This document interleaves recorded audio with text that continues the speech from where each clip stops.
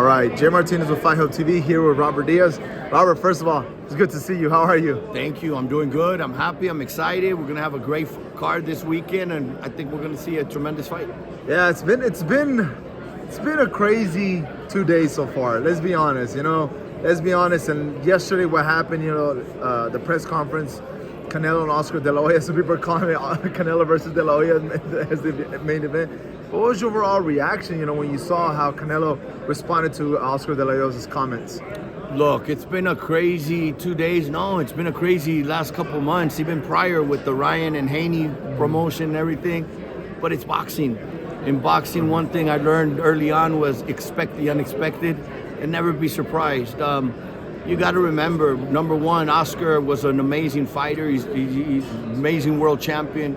Tremendous. He's always throwing punches. Yeah. And with Canelo, that could be expected. I mean, Yeah. You throw at him, he's going to throw back. He's a good counter puncher. So I think that's what we saw, a little round of that. If anything, look, after the press conference, anything you opened up, that's what everybody was talking about. So in one way, hey, not that it was done purposely for that, but it was the talk of the town. Yeah, and they said that some people on social media were saying this fight wasn't even talked about on TMZ, and yesterday all this came out on TMZ. So, and Oscar said, "I'm doing my job as a promoter. Maybe some things could have, not been said. Maybe Canelo could have not said some things as well." I think maybe Oscar got into his head. Was that his game plan? So, I know you've known both of them for a very long time. I don't think you can get into Canelo's head, to be honest. I don't think you can get into Canelo's head. He got a reaction from his action. That's normal. That is Canelo. I think that would have been anybody else as well. But Canelo is very mature. Even at an early age, he was very mature, very cold in that sense. He reacted, but now a couple hours later, it's gone over. He may be upset, he may be angry, but he won't take that into the ring. The way they responded to each other, it's like it was gonna happen no matter what. It's been brewing. It's been brewing, can't you say? And I think it got really personal to this point. Can't you agree? I think so. I mean, there's been a jab here, a jab there, a jab here. It's like a fight. The first couple rounds were the feel-out rounds. Yeah. Now it's into the 8th or 9th round. Now the bombs are letting go. Who's gonna land the KO?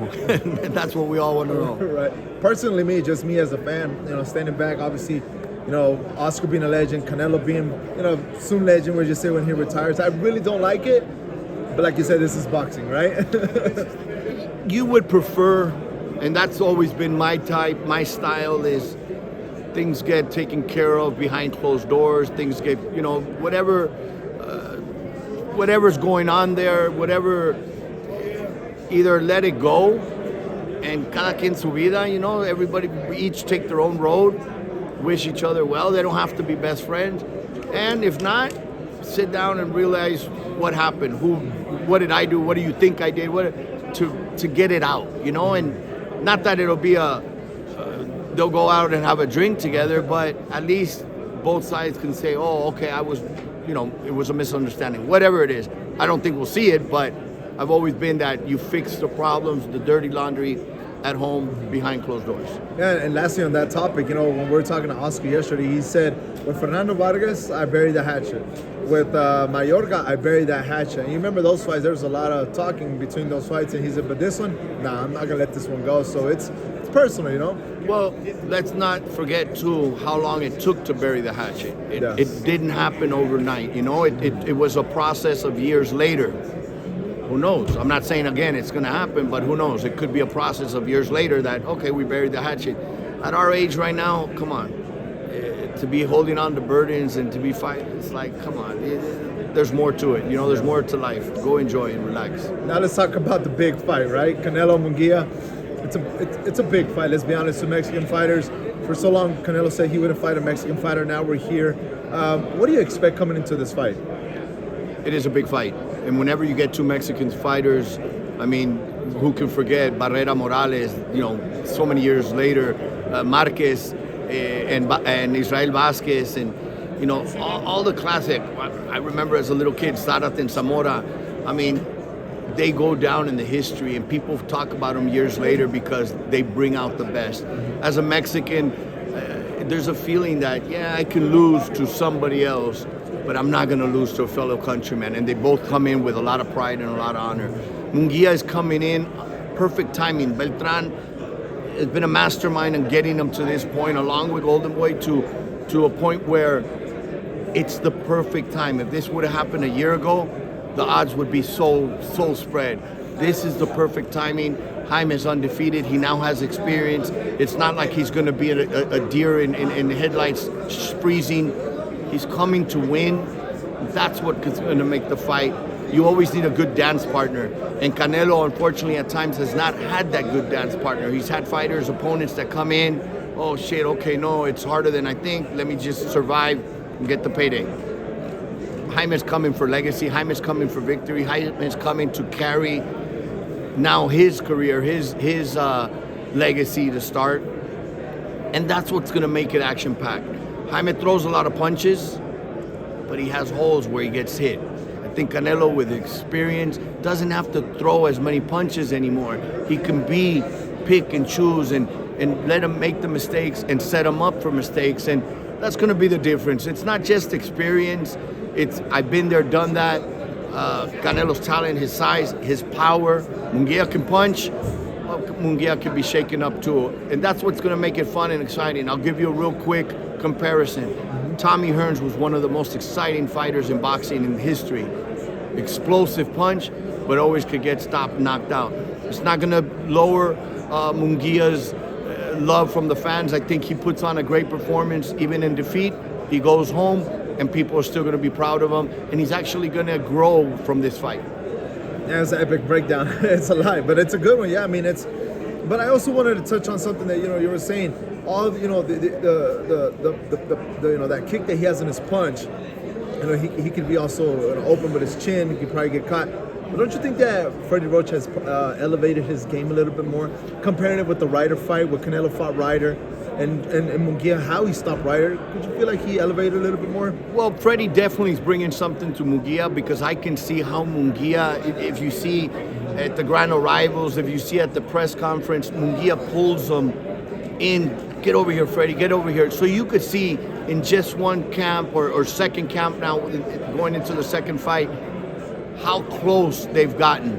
That speaks a lot about what Freddie's done and how he's made him feel comfortable and brought more to the game. But let's not forget, Freddie is an offensive type trainer, and Munguia is an offensive style fighter. He's not gonna be a boxer. He has height, he has reach. He may go in there, okay, let me use what I have. Once that first punch comes, once he gets stunned and hurt, Munguia will revert back to what he's done his whole life and what he does best, and that's Viva Mexico, let's go. And that's where we're going to get an exciting, fun fight while it lasts. Yeah, it's going to be a great night. So I was telling people this fight's going to be really good because there's two fighters that come forward and not going to back up, so I'm excited for tomorrow night. The news that broke out yesterday, I have to ask you, I could say it's unfortunate because we didn't expect that, but Ryan Garcia tested positive for peace. It's not conclusive. Let's not jump into speculation, but when you saw the news, when you heard about it, what was your initial thoughts? Thank you for saying that. Let's not jump the gun. Let's see. It's not conclusive. Thank you, because too much in boxing that we put judgment on somebody when we hear news like this, even when it's not real or anything.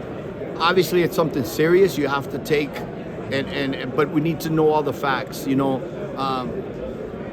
I personally, because I've been involved in situations of these, and I've learned that at the end, these fighters get convicted right away, and then when the truth comes out, the results come out, and there's reasons why, it's hard to erase what had already been, said. But I'd like to know more facts. I'd like to know what the levels are. I'd like to know how much above, and see if there's any. Can you have that from a meal? Can you have that from a beverage? Can you get that from other sources, not just, intentional, taken orally or by injection? So I need to know more facts. It's unfortunate because it does hurt the fighter, the image, the game, our sport. Got to also think of Haney as well, if this is true, because, you know, obviously fighters step into the ring to put their lives on the line, and adding something additional, more danger even to it. So, but right now I just want to see how it unfolds and you know, learn more. And to be honest, I find it hard to believe. Ryan, I've known him since a very young man. I signed him to Golden Boy. You know, when you have repetitive testing and positives and this and that, then you could say, come on. But when it's the first time, I want to know. I want to know more facts, and I want to know, you know, a little bit more information before there's judgment. Yeah, I agree with you on that. And also, like, his mom posted on her social media not too long ago about the dates. It goes back to February. Like, I think he got tested twice. They were negative. March, he was tested like 3 or 4 times, negative. April 3rd, tested again, negative. Then all of a sudden this comes out and it comes out positive. So it's a lot of, gets you thinking at the moment. And that's why I'm saying I don't want to jump into speculate, be conclusive on it. So we'll see what happens the next few days. But if indeed it is true, the Haneys have said that they would like to get their 0 back. Like, he didn't lose. What's your thoughts about that? Absolutely, absolutely. If it is in a fact that it is proven that it was intentional or the levels are, you know, conclusive, then he doesn't deserve to have that loss. It's happened in the past where they've reversed it. In fact, I was very much wanting at one point to reverse a fighter that many years ago lost, and it was later found out that his opponent had tested. And I said, you know what, I'm going to go back to the Nevada Commission and try to get it reversed. But obviously that happened. But it's been done in the past. Either there's an asterisk there of no decision, no outcome or something. But obviously he keeps the title because he kept it already. Yeah. But I think obviously he deserves that. The eyes of the fans, they're going to be confused and everything. But it's like anything else. If it is an intentional advantage, then the disadvantage or the fighter that came up short shouldn't be penalized for that. Lastly, on that same topic, regardless of what happened, would you want to see a rematch between them? Let's just say. I think eventually down the road, yes. Right away, I put the matchmaker, the manager type hat on. It wouldn't be wise on the Haney part. It wasn't I'm not going to say it wasn't a close fight, but it wasn't a fight that there was a lot of mileage put on in that particular fight for Devin. So the most important thing is do the return fight against X. You could be doing everything good properly in the gym. I saw he was running days after the fight.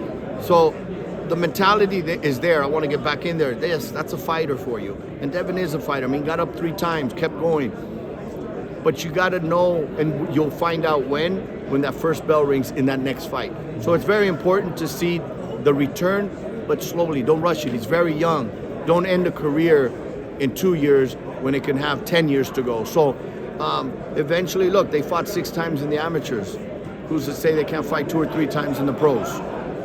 Very good. Yeah, didn't think about that. You know, everybody was saying jump into the fight, but you know, as a matchmaker, it does make sense.